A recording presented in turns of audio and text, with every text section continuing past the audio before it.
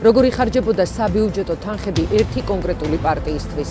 ყველას კარგად ახსოვს ნაციონალების გრანდიოზული შეკრებები წინა საარჩევნო პერიოდში. რაიონებში ხალხის მობილიზება ხდებოდა. დღეს კი ირკვევა, რომ ყვითელი ავტობუსები, რომლითაც ნაციონალებს მხარდამჭერები გადაჰყავდათ, შინაგან საქმეთა სამინისტროს კუთვნილ საწვავს მოიხმარდნენ.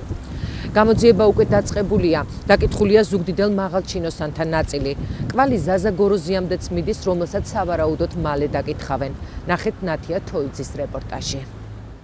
ჩვენ ბევრნი ვართ, ჩვენ ძლიერები ვართ, ერთიანები ვართ, არ გვეშინია მტრის და ხრიკების და ჩვენ აუცილებლად ყველანი ერთად გადავარდეთ დავტოვებთ და გავიმართოთ წინ სამეგრელო, წინ ზუგდიდი. ზუგდიდი ერთ-ერთი იყო იმ 11 ქალაქიდან, სადაც ერთიანმა ნაციონალურმა მოძრაობამ წინა საარჩევნო ყრილობა 8 სექტემბერს ერთდროულად გამართა. 11-ვე ქალაქის მოედნებზე პრეზიდენტ სააკაშვილის პარტიის მხარდასაჭერად უამრავი ადამიანი იქნა მობილიზებული. უპრეცედენტო მხარდაჭერის დემონსტრირებას ნაციონალური მოძრაობისთვის არჩევნებამდე რამდენიმე კვირით ადრე უდიდესი მნიშვნელობა ჰქონდა. დღეს მთავარი პროკურატურა იძიებს, რა რესურსის გამოყენებით მოხდა ხალხის მიყვანა პრეზიდენტ სააკაშვილის გამოსვლების მოსასმენად.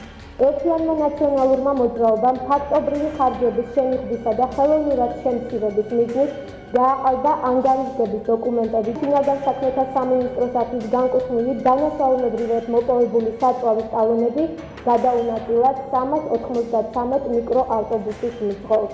გამოძიება ამტკიცებს, რომ 8 სექტემბერს ზუგდიდში საკუთარი მხარდამჭერების ტრანსპორტირებისთვის ნაციონალურმა მოძრაობამ შინაგან საქმეთა სამინისტროს კუთვნილი საწვავი გამოიყენა. პროკურატურაში მაღალი თანამდებობის პირების სამსახურებრივი მდგომარეობის ბოროტად გამოყენებისა და დიდი ოდენობით საბიუჯეტო თანხების გაფლანგვის ფაქტებზე საუბრობენ. საქმე ძალიან დიდია, მოცულობითია და მე კონკრეტული პიროვნებამ რა ქმედებაც, უკანონო ქმედებას ჩაიდინა, იმ ქმედების წარადგინება ბრალდება რა თქმა უნდა. პროკურატურამ გამოძიება შინაგან საქმეთა სამინისტროდან მიღებული მიმართვის შემდეგ დაიწყო, სადაც ირაკლი ღარიბაშვილის უწყება მის ბალანსზე არსებული საწვავის მარაგების გადახარჯვაზე საუბრობდა.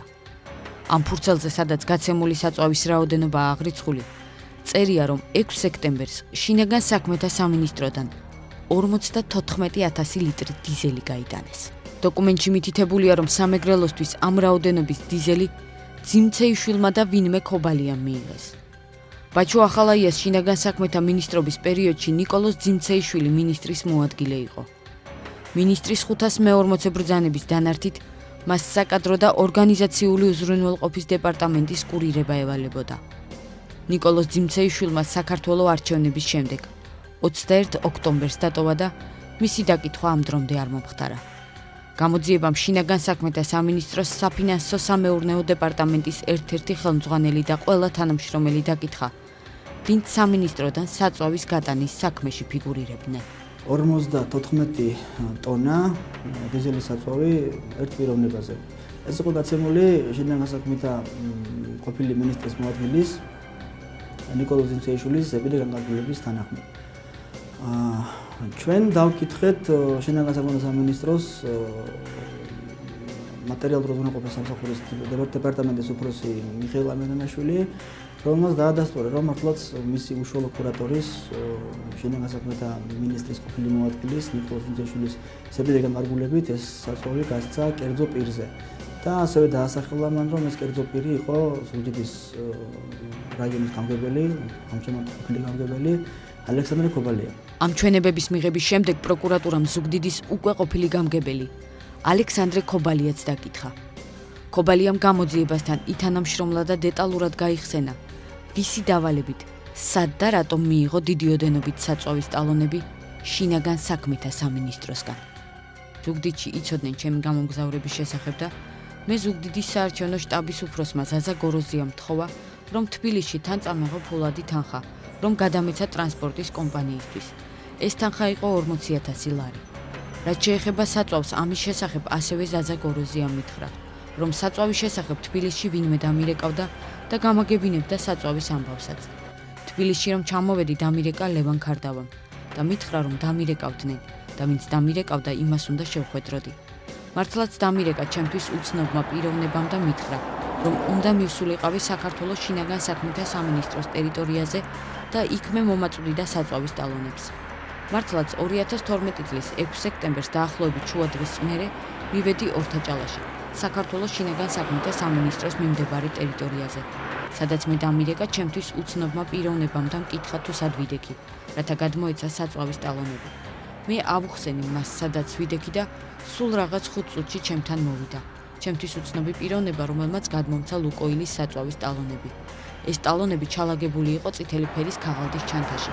მათი საერთო რაოდენობა იყო, თუ არ ვცდები, 50-52 ტონა. ზუსტი ციფრი ნამდვილად არ მახსოვს, რადგან არ დამითვლია და ეს საერთოდ არ იყო ჩემი საქმე.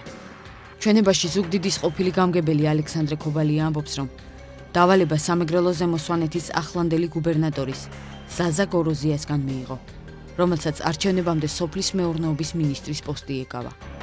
გოროზია მაშინ ნაციონალური მოძრაობის სამეგრელოს საარჩევნო შტაბის ხელმძღვანელიც იყო. ნაციონალების ყრილობისთვის შინაგან საქმეთა სამინისტროდან საწვავის გამოტანა კუდის ყოფილმა ხელმძღვანელმა, მეგის ქარდავას ძმამ, ლევან ქარდავა მოზრუნველყო, რომელიც ამჟამად პატიმრობაშია. ლუკოილის ტალონების მიღების შემდეგ, როგორც ალექსანდრე ქობალია ყვება, ის თბილისის მიკროავტობუსის ოფისში წავიდა, სადაც გოროზიას დავალებით ტალონები და ზუგდიდიდან გამოტანებული 40,000 ლარი უნდა დაეტოვებინა. თუმცა იქ პრობლემა შეიქმნა. ყვითელი მიკროავტობუსების ხელმძღვანელობამ ნაღდი ფული არ დაიტოვა. იძულებული გავხდით ამერიკა ზაზა გოროზიასთან და ვუთხარი, რომ კომპანია ითხოვდა ხელშეკრულებას. მე კი მეჩქარებოდა და მინდოდა ჩემს საქმეებზე წასვლა. ზაზა გოროზიამ მითხრა, რომ კომპანიის იურისტთან ერთად წავსულიყავი ნაციონალური მოძრაობის ცენტრალურ ოფისში და იქ გაგვერკვია ყველაფერი. მართლაც მე და კომპანიის იურისტი ჩემი მანქანით წავედით ნაციონალური მოძრაობის ცენტრალურ ოფისში, სადაც ვნახეთ ვიღაც ქალბატონი და ახალგაზრდა ბიჭი და ამ პიროვნებებმა და სატრანსპორტო კომპანიის იურისტმა ერთმანეთში დაიწყეს ხელშეკრულების საკითხებზე საუბარი. მე ვუთხარი, რომ მეჩქარებოდა პირად საქმეებზე და უნდა წავსულიყავ. ჩვენ ქობალიას ჩვენების გადამოწმება ზაზა გოროზიასთან ვცადეთ. სამეგრელოზე მოსვანეთის გუბერნატორი ქობალიასთვის ამ ტიპის დავალების მიცემას კატეგორიულად უარყოფს. მე არ ამგონია, რომ ალიკა ქობალიასადმი გამიშვა. ამ ტალონებთან დაკავშირებით. ასე რომ ეს ტალონებთან დაკავშირებულ თემას საერთოდ არ ვიცი და არც ვიცოდი. კიდევ ერთხელ გიფიქსირებთ, რომ შინაგან საქმეთა სამინისტროს მიერ არანაირ იმაში მე მონაწილეობა არ მივიღე. არც ტალონებში და არც ფარმში. და 40,000 ლარი გაატანეთ? 40,000 ლარი იხსენები რაღაცა მე მაქვს დაწნეული, მაგრამ მათ უნდა დაევრუნებინათ, რომელზეც ალბათ პროკურატურასთან გავივლებ. არის საკითხები, რომელიც არის გასაგები. ამ მონაწერი, რომელსაც თქვენ ახლა ეკრანზე ხედავთ, 7 სექტემბერს ლუკოილის რამდენიმე ბენზინგასამართ სადგურზე ყვითელი მიკროავტობუსების მიერ შინაგან საქმეთა სამინისტროს ტალონებით ჩასხმული საწვავის რაოდენობას ასახავს. გრძელია ასევე სია, რომლითაც დასტურდება, როგორ იღებენ საწვავს ყვითელი მიკროავტობუსების კოლონები. ყველაზე მეტი სამარშრუტო ტაქსი საწვავის მისაღებად კახეთის გზატკეცილზე მდებარე ლუკოილის ბენზინგასამართ სადგურზე დაფიქსირდა. ლუკოილის კომპანია საერთოდ წესად აქვს ესეთი მიღებული, რომ მის უშუალოდ ჩამსხმელი ვინც არის ბენზინის, ტალონის უკანა მხრიდან აწერს იმ მანქანის ნომერს, რომელზეც ჩაიწყეს საწვავი. ეს რომელსაც ლუკოილიდან მივიღეთ ტალონების რაღაც რაოდენობა, სადაც უკან ეწერა, უკანა მხარეს ეწერა მანქანის ნომრები, იმ მანქანის ნომრები რომ მოვიძიეთ, ყველა მანქანის ნომერი აღმოჩნდა სწორედ ყვითელი მიკროავტობუსებზე გაცემული სახელმწიფო ნომრები. გამოძიებამ დაკითხა მძღოლებიც, რომლებიც ნაციონალური მოძრაობის ყრილობაზე თბილისიდან ზუგდიდში გაუშვეს. მათი მოძებნა ჩვენც შევძელით, თუმცა მძღოლებმა სატელევიზიო კომენტარზე უარი განაცხადეს. მე ნამდვილად არ ვიცოდი, მე ვისი იყო საწვავი და ვისი არ იყო, ფაქტი ვიცოდი და არც ვიცოდი ვინ და რაღაცა დაავალა, უცხოური იყო პიროვნება, ვინც მოვიდა და მე რაღაც არ ვიცოდი, ვიცოდი ის რომ ნაციონალების აქციაზე მივიდიოდი ლუკოილში ჩავარხი. ყველა იქაც ხავდა? თუ ყველა მიქჩავარხი. ირკვევა, რომ ერთიანმა ნაციონალურმა მოძრაობამ საქართველოს ქალაქებში წინასაარჩევნო ყრილობისთვის ხელშეკრულება თბილისის მიკროავტობუსის 4-ვე კომპანიასთან ოფიციალურად გააფორმა. ხელშეკრულებას ხელს ნაციონალური მოძრაობის მაშინდელი გენერალური მდივანი მიხეილ მაჭავარიანი აწერს. პროკურატურის ინფორმაციით სამეგრელოს მიმართულებით თბილისიდან სინამდვილეში 393 ყვითელი მიკროავტობუსი გავიდა. თუმცა მიღება ჩაბარების აქტში გაცილებით ნაკლებია მითითებული. ოფიციალურად კომპანიაში მომსახურებისთვის ნაციონალური მოძრაობიდან დაახლოებით 40,000 ლარია გადარიცხული. მიუხედავად იმისა, რომ 73 მანქანა იქნა გამოყენებული, მიღება-ჩაბარების აქტესთან ახლად ჩანს მხოლოდ 93 მანქანაა გამოყენებული. ეს რატოა ესენი არ ვიცი, ამას ალბათ დაკითხვებისას უკვე კონკრეტული პიროვნებები გვიპასუხებენ, ვისაც ხელი აქვს მოწერილი ამ მიღება-ჩაბარების აქტებზე და ამ მხრივ გამოძიება ჯერ კიდევ გრძელდება. ხელშეკრულებაზე და მიღება-ჩაბარების აქტზე ხელის მომწერი მიხეილ მაჭავარიანი ამბობს, რომ ყველა კითხვას პასუხს აუდიტის სამსახურიდან გამოთხოვილი დოკუმენტების მიღების შემდეგ გასცემს. ნაციონალური მოძრაობის ყოფილი გენერალური მდივანი დარწმუნებულია, რომ ერთიან ნაციონალურ მოძრაობასა და თბილისის მიკროავტობუსს შორის გაფორმებული ხელშეკრულებით კანონი არ დარღვეულა. ამ საკითხთან დაკავშირებით თუ გაინტერესებთ GNS, დამელოდეთ, ჩვენ გავაკეთებთ ამომწურავ კომენტარს ყველა დოკუმენტის წარდგენით, ყველა ხელშეკრულების წარდგენით, მათ შორის ყველაფერზე რაც თქვენ გაინტერესებთ. კონტროლის პალატაში მოვითხოვე რაღაც მასალები. კონტროლის პალატა მithova ვადა იანვრის დასაწყისში, როცა განსაჯაროვდება, აი ამის მერე მივიღებ მასალებს.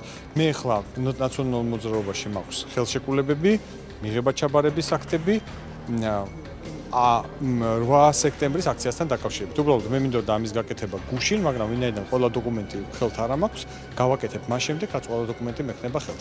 ჩვენ გავაფორმეთ ხელშეკრულება და მივიღეთ მომსახურება იმდენი მარშრუტის, რაც წერია ხელშეკრულებაში. საარჩევნო და პოლიტიკური ტექნოლოგიების კვლევის ცენტრის დირექტორი მიიჩნევს, რომ პარტიული მიზნებისთვის შინაგან საქმეთა სამინისტროს სახსრების გამოყენება მხოლოდ ერთი პატარა დეტალია იმ კორუფციული სქემისა, რომლითაც ნაციონალური მოძრაობა საბიუჯეტო სახსრების გამოყენებას ახერხებდა. რეალურობა იკვეთება აქ მინისტრის მოქმედებებიდან დაწყებული დამთავრებული იმ ადამიანამდე, რომელმაც ეს ტალონები გამოწერა და გადასცა.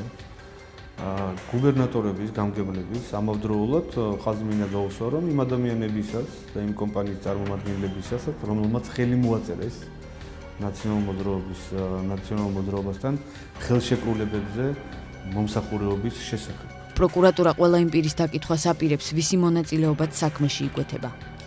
თუმცა განსხვავებულია ნიკოლოზ ძიმცეიშვილის საქმე.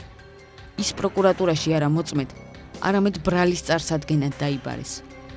ნიკოლოზ ძიმცეიშვილი საქართველოში ჯერ არ დაბრუნებულა და თუ უახლოეს მომავალშიც არ დაბრუნდა, მასზე ძებნას ინტერპოლის ხაზით გამოაცხადებენ.